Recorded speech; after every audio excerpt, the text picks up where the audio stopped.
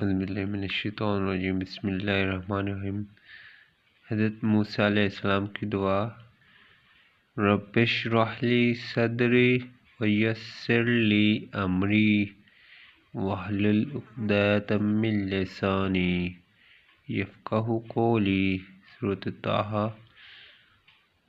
اے میرے رب، میرے لیے میرا سینہ کھول دے اور میرے لیے میرا کام آسان کر دے، اور میری زبان کی کچھ گرہ کھول دے کہ وہ میری بات سمجھ لے۔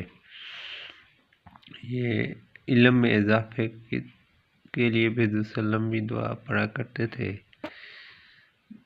حضرت موسیٰ علیہ السلام کی یہ دعا ہے قرآن پاک میں، ان کی زبان کا مسئلہ تھا تو اس لیے انہوں نے یہ دعا اللہ تعالیٰ سے کی تھی۔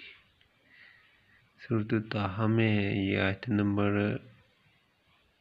25 اور 28